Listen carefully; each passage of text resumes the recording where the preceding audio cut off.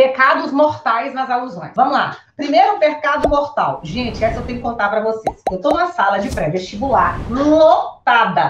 A gente estava fazendo uma revisão final para o Enem. Aí, presta atenção. O menino levanta a mão, eu abri para perguntas, né? O menino foi levantar a mão, professora, ô Lara, deixa, os meus alunos me chamam de lá. Lara, deixa eu te perguntar aqui. Falei, pois não, querido. Falei assim, é porque é o seguinte, eu posso inventar uma alusão? Por exemplo, eu posso inventar assim, dados e tal e colocar lá na minha redação? Eu falei, você tá louco? Não, não faça isso. Aí ele pegou e falou assim, ô professora, você sabe o que foi? É porque eu tirei 900 na redação ano passado e eu inventei. Então esse trem não dá problema não. Gente, deixa eu te falar. O povo chorou na sala. Demorou pra gente conseguir retomar a atenção de todo mundo. Porque o que aconteceu? Você viu que ele estava falando ali que era real, tá? Mas acontece o seguinte, ele deu sorte de pegar 2 corretores que não checaram. Porque agora, lá na maneira como, lá no painel, né, de correção de redação do Enem, tá?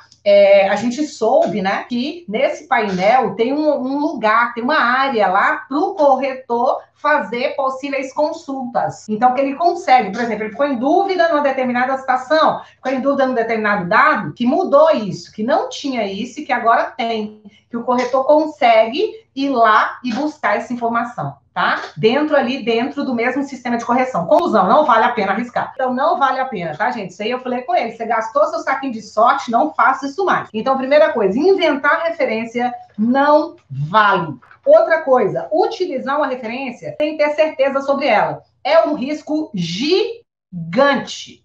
Gigante, tá? Porque, gente, chega um ponto que você é corretor, que você vai conhecendo todas as referências, ou pelo menos as principais. Então, não adianta tentar enganar o cara, tá? E utilizar uma referência sem ter certeza, é melhor você usar outra estratégia. É melhor você usar a referência, ao invés de usar a literária, você usar a histórica, ou você não tem nada, não deu para fazer de jeito nenhum, você vai ao texto motivador, analisa a referência que tem lá, por exemplo, dado estatístico, traz essa análise associada a uma causa, a uma consequência, ou pega esse dado e faz uma comparação com alguma coisa que você sabe, porque aí você vai conseguir fazer um repertório que, apesar de ser ligado ao texto motivador, se mostra produtivo e diversificado, tá? Então, você consegue fazer isso, mesmo com o texto motivador, tá certo? Então, não vale a pena. Outra coisa, deixa eu te contar outro pecado mortal. Lotar seu texto de alusão. Lotar seu texto de alusão, você também perde ponto. Por quê? O texto é seu. O texto é de Analícia, entende? Se você coloca Bauman no início, você coloca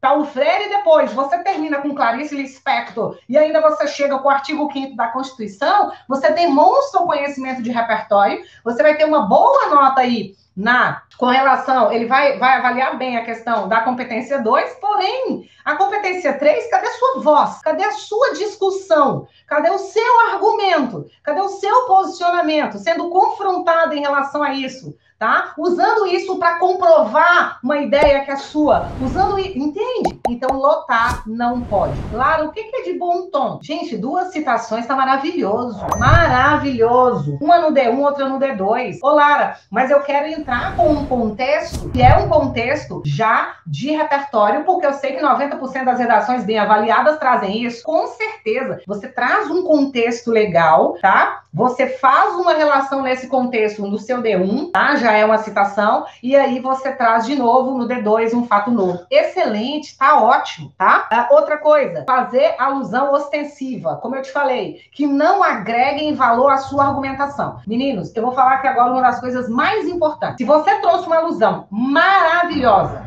você trouxe uma alusão perfeita, mas essa sua alusão, ela não consegue trazer valor, ela não é um confronto à ideia que foi colocada, tá? Ela não é um exemplo da ideia que foi colocada. Ela não é um dado comprobatório daquilo que foi falado. Ela não ilustra o que você discutiu. Ela não tem que estar no seu texto, percebeu? Ela é ostensiva. Então, você precisa utilizar sempre atento a isso. E o último pecado mortal, qual é? Um dos maiores erros que os candidatos cometem, Lara? Qual um dos maiores erros em relação à alusão? Uma é a alusão ostensiva, que é essa que fica lá e não tem nada a ver com a discussão. E a outra, essa meu coração corta. Por quê? Porque você vê que o menino estudou. Você vê que o menino estudou, ele fez o caderninho dele, ele montou a estratégia dele, mas ele não soube aproveitar. O que que acontece? Vamos supor que a questão que esteja sendo colocada lá seja uma questão sobre a adoção de crianças no Brasil, tá? Ele tá falando sobre adoção. Aí, nessa adoção, nessa questão da adoção, ele coloca lá para você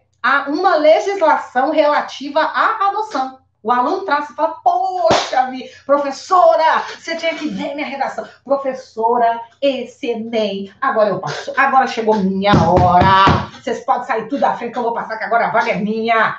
Sabe? Aquele menino tá crente, quando ele recebe a redação, aí ele não recebe aquela nota. Quando você vai ler, o que aconteceu? Se você traz uma citação, ainda que ela tenha uma das palavras-chave do tema da redação, mas você não deixa explícita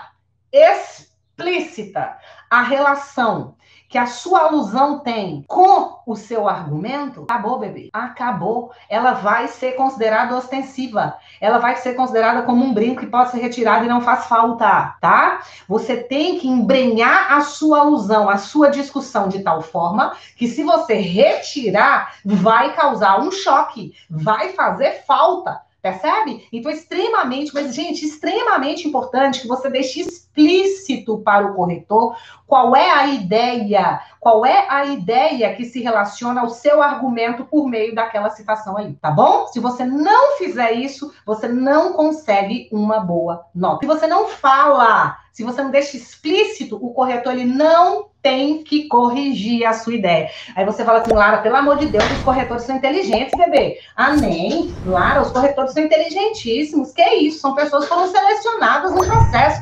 Mas ele não tem que obrigação de corrigir o que você pensou, ele vai corrigir o que você escreveu. É o que você escreve que ele corrige. Não é aquilo que você tentou mostrar de uma forma implícita. Isso ele não vai corrigir. Ele vai corrigir o que você escreveu. Se você não escrever, ele não corrige.